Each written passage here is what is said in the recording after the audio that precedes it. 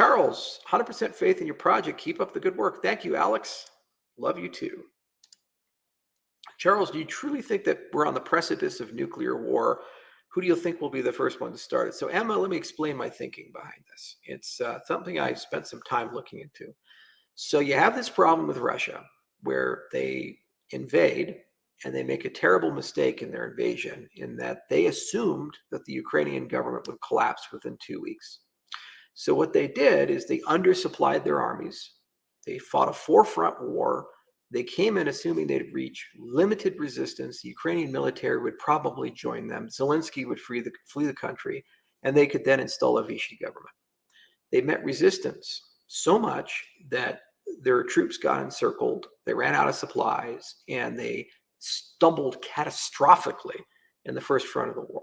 The second mistake they made is assuming that the Ukrainians would not be given countermeasures to all of their conventional weapons. They were. And the Ukrainians used these to not only resist the Russians, but create huge amounts of casualties for their troops and basically make it impossible for the Russians to properly operate. The third mistake they made was assuming that their officer class and their ability to command and control their armies was competent. It turned out that they're not, as evidenced by the fact that generals are on the front line because they can't trust any of their lieutenants and their captains and their majors, and morale is incredibly low. In fact, we're seeing mass insubordination with the Russian armies, up to the point where enlisted are beating up colonels. You'd never see that in the United States Armed Forces. That's a sure way to get hanged. And it's never happened in modern history for us. So these things combined have created a situation alongside military success for the Ukrainians that Russia's options in the conventional warfare space are diminishing. They're getting smaller and smaller and smaller. So Putin tried to mobilize his economy and raise 300,000 troops. Didn't get those troops. And the ones he did get are terrible. And his mercenary armies, Wagner and these others, are failing miserably to, again, move the needle. So now the Russians are in a situation where every time they send troops in, they get massacred. The Ukrainians are taking back large amounts of territory. Their weapon systems are ineffective. Their weapons of terror, the thermobaric weapons, aren't working for them. And the Air Force and Navy are ineffective. So here's the problem for Putin. His armies during Russian winter are badly undersupplied and outmatched. They will get encircled and they will freeze to death, or bad things are going to happen to them. And it's really hard when you're a dictator claiming you have power and control and you know what you're doing to have thousands of your troops be on television, on Twitter, and on international press as corpsicles. That's bad for you. So his options that he has left is a tactical nuclear strike, and he's feigning it. He says these territories are now part of Russia, and it's okay to use nuclear weapons to protect the territorial integrity of the country.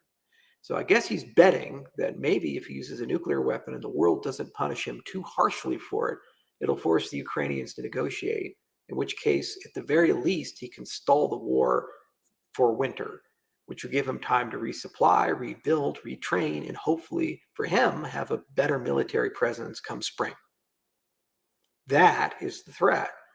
And the issue is that it doesn't seem like the United States or NATO are deploying countermeasures or drawing a red line where the use of a nuclear weapon would result in catastrophe.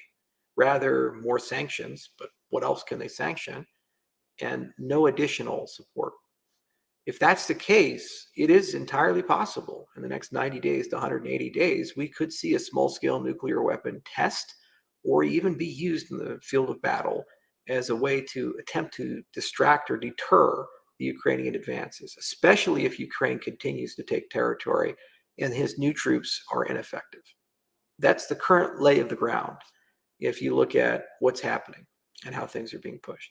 It doesn't help that there's a very aggressive push in the United States right now for regime change, which further isolates Russia to a certain extent.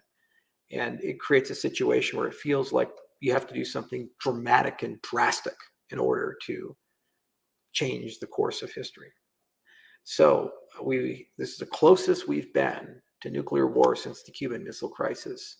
The first time in my life, my dad, I think, was 7 years old in his life when America was this close, the world was this close to an actual nuclear conflict. And my grandfather lived through it in 1945, and we didn't know at that time how powerful these weapons are, the consequences of them. So it is a very dangerous moment, and it's one that's going to require a lot of very careful negotiation and a very careful thought.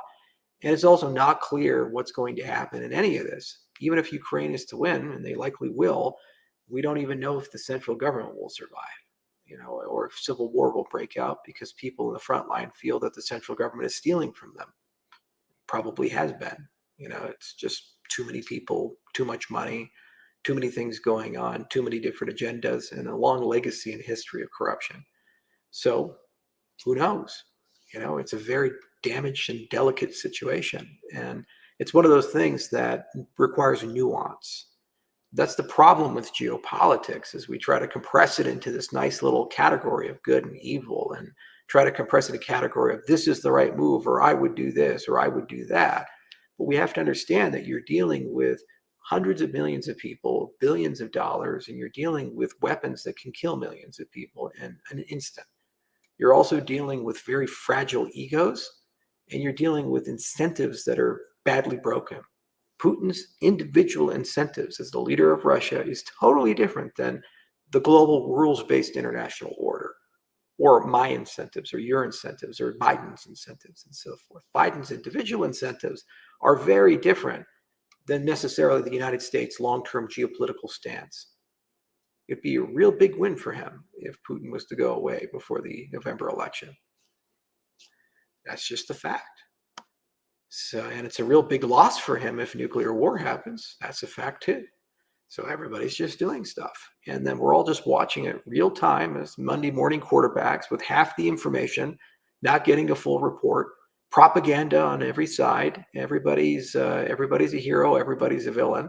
And somewhere in the middle, we forget that there's just human beings on both sides who are living in really bad situations as a direct consequence of a terrible conflict, a war of aggression that Russia started and continues to propagate for the ego of a single man.